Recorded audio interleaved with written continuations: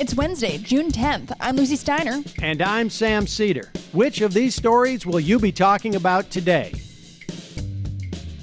Georgia's primary election devolved into an absolute mess on Tuesday as voters and poll workers reported major problems with new voting machines and extremely long lines in a state that has struggled with overt voter suppression by the ruling Republican Party for years. Meanwhile, Donald Trump falsely accused the 75-year-old protester who was brutally injured by Buffalo, New York police of being a, quote, Antifa provocateur, further pushing the baseless conspiracy that blames widespread protests on far-left radicals. And lastly, protesters in Seattle establish a, quote, autonomous zone on the city's Capitol Hill, created when police abandoned their embattled East Precinct after days of demonstrations outlasted the cops' brutal response. You are listening to Majority FM's AM Quickie, and these are the stories you need to know.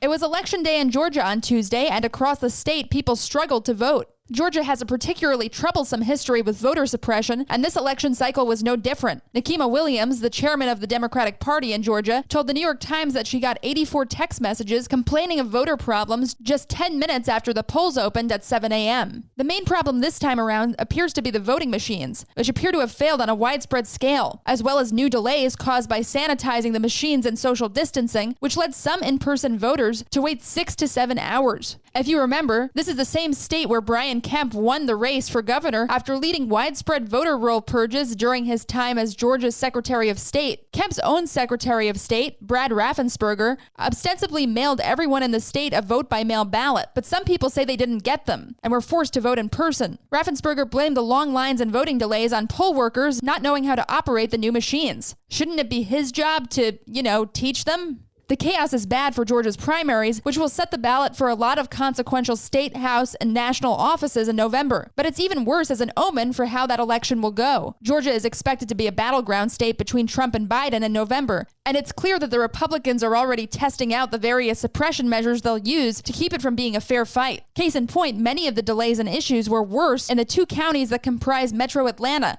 which lean Democratic. And it wasn't just Georgia. Voters in South Carolina's primary yesterday also reported long lines at polling stations. This is definitely going to be a nationwide trend in November. Donald Trump sank to, not his lowest point of the current news cycle, but certainly a new depth on Monday when he said that the 75-year-old man critically injured by Buffalo police during a protest was a, quote, Antifa provocateur, unquote. In reality, Martin Gugino is a longtime peace activist who marched in the Buffalo Black Lives Matter protests and demonstrated for many other causes over the years. On Thursday night last week, Buffalo police shoved him to the ground so violently that he cracked his head on the concrete. He's still in the hospital. That didn't stop Trump from tweeting on Tuesday that Gugino was connected to a conspiracy theory promoted by the president's new favorite source, One America News Network, that alleged Antifa was trying to knock out police radios and scanner devices. This obviously makes no sense whatsoever. Neighbors, friends, and fellow activists describe Gugino as an inquisitive, gentle, and friendly person who loved to attend speaking events at the local radical bookstore and was once asked to critique student presentations for an environmental studies class at the University of Buffalo. Gugino is still in a delicate state in the hospital, as friends say he's still in immense pain whenever he sees bright light or moves his head. He may not consider himself Antifa, but it's pretty clear that he's not on the same side as the fascists that nearly killed him. Hey, Majority.fm's AM Quickie is fueled by JustCoffee.coop. Just Coffee is a worker-owned coffee roaster based in Madison, Wisconsin that has sponsored the Majority Report for nearly a decade. Check out their collection of fair trade roasts, including our own Majority Report blend, and regardless of what you order, receive 10% off of your order when you use the code MAJORITY at checkout. All shipping, of course, is free. That's coupon code MAJORITY at justcoffee.coop.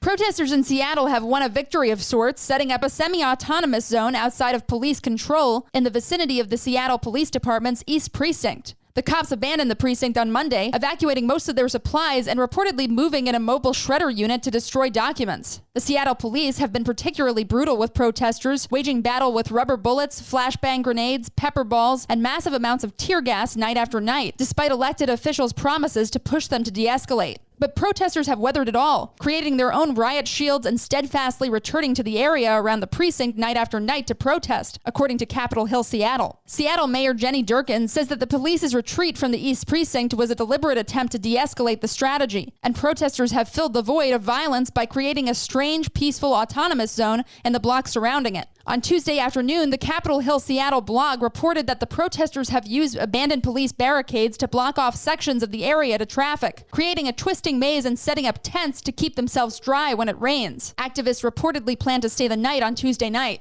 The conservative rumor mill, however, is convinced that Antifa means to burn down the precinct, whereas leftist protesters worry that the right-wing agitators or the cops themselves are going to try something to incite more blame. Either way, it's a fascinating development for how the protests are remaking urban spaces and challenging the police's role and presence in our cities. Keep an eye on this story today to see how the autonomous zone shakes out.